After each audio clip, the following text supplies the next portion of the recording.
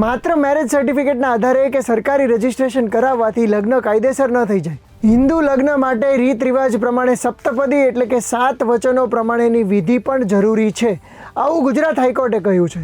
મિત્રો, ગુજરાત સમાચારના digital platforms પર હું છું મયુર.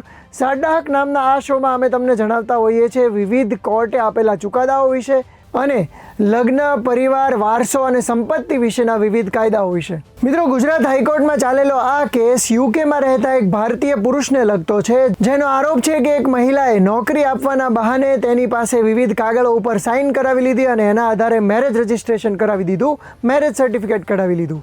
હવે પુરુષને તો ખ્યાલ પણ નહોતો કે એના લગ્ન થઈ ગયા છે, પરંતુ આ મહિલા આ મેરેજ સર્ટિફિકેટ લઈને એના માતા પિતા પાસે ગઈ. મહિલા પોતાને આ પુરુષની કાયદેસરની પત્ની ગણાવતી હતી, જ્યારે પુરુષે કહ્યું હતું કે અમારી વચ્ચે તો કોઈ પણ પ્રકારની લગ્નની વિધિ પણ નથી થઈ. આખરે મામલો કોર્ટમાં પહોંચ્યો. જોકે ફેમિલી કોર્ટમાં મહિલાએ પણ સ્વીકારી લીધું કે બંને વચ્ચે કોઈ પણ પ્રકારની ધાર્મિક વિધિ કે રીત રિવાજ પ્રમાણેની વિધિ થઈ નથી. એમ છતાં ફેમિલી કોર્ટે માત્ર સર્ટિફિકેટના આધારે પુરુષની અરજી ફગાવી દીધી અને ટ્રાયલનો આદેશ આપી દીધો.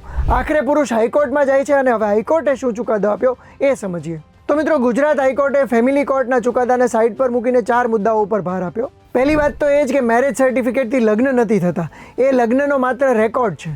માત્ર એક કાગળનો ટુકડો લગ્નને કાયદેસર ન બનાવી શકે. બીજું, હિન્દુ રીત રિવાજ પ્રમાણે ફેરા લેવાય, 7 પ્રતિજ્ઞાઓ પૂરી થાય ત્યારે જે તે લગ્ન એ કાયદાને બંધન કરતા બને છે અને સંપૂર્ણ થાય છે. ત્રીજા મુદ્દામાં હાઈકોર્ટે કહ્યું કે ફેમિલી કોર્ટે માત્ર મેરેજ સર્ટિફિકેટના આધારે કેસને ખેંચો એ ખરેખર ભૂલ કહેવાય. આ કેસમાં લગ્નનો મૂળ પાયો એટલે કે રીત રિવાજ જ ગેરહાજર હતા. ચોથી વાત દેશના નાગરિકો માટે પણ ખૂબ મહત્વની છે. કોર્ટે કહ્યું કે લગ્નને હળવાશથી ન લેવા જોઈએ. હિન્દુ વિધિ પ્રમાણે થયેલા લગ્ન એ ખરેખર એક સંસ્કાર છે, એક પરંપરા છે. કોર્ટના ઓબ્ઝર્વેશન સિવાય હિન્દુ મેરેજ એક્ટ 1955 પણ કંઈક આવું જ કહે છે કે જે તે મેરેજનું સર્ટિફિકેટ છે એ તો માત્ર એક લેખિત પુરાવો છે, એ માત્ર નોંધણીની પ્રક્રિયા છે, પરંતુ સપ્તપદીની પ્રથા અને પરંપરા જે છે એના આધારે લગ્ન કાયદેસર બને છે. મિત્રો, આ કેસમાં એ સમજવું રહ્યું કે આ જે ચુકાદો છે હિન્દુ મેરેજ એક્ટને લગતો છે, સ્પેશિયલ મેરેજ એક્ટને લગતો નહીં. સ્પેશિયલ મેરેજ એક્ટ હેઠળ લગ્ન કરવા માટે કોઈ પૂજા, મંત્રોચ્ચાર કે 7 ફેરાની જરૂર નથી હોતી. એનો નિયમ એટલો છે કે લગ્ન કરનારે રજિસ્ટ્રાર ઓફિસમાં 30 દિવસ પહેલાં એક નોટિસ આપવી પડે છે. ત્યારબાદ આપેલા દિવસે વકીલ અને સાક્ષીઓની હાજરીમાં માત્ર કાગળો પર સહીઓ કરવાની હોય છે.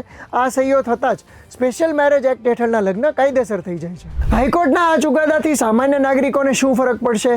તો ઘણી બધી વાર માલ મિલકતના સંબંધોમાં જે પણ વિવાદ થતા હોય છે એ અટકાવી શકાશે. વિદેશ જવાના કિસ્સામાં જે વિવાદો થાય છે એને પણ અટકાવી શકાશે. ઘણા બધા કોર્ટ કેસમાં લગ્નના પુરાવા એટલે કે ફોટોગ્રાફ્સ કે વિડીયો એ પણ રજૂ કરવા પડશે અને એને જ માન્ય ગણવામાં આવશે. તો મિત્રો, કોર્ટની આ ટિપ્પણી વિશે તમારું શું માનવું છે અમને કોમેન્ટ કરીને ખાસ જણાવજો અને આ વિડીયો વધુમાં વધુ લોકો સાથે શેર કરજો, જેથી કાયદાને લગતી આ મહત્વની બાબત વિશે તમામ લોકો જાણી શકે. આ સિવાય અમારા શો સાડા હકના બીજા વિડીયોઝ જો તમે ન જોયા હોય તો ગુજરાત સમાચારના ડિજિટલ પ્લેટફોર્મ્સ પરથી ખાસ જોઈ લેજો.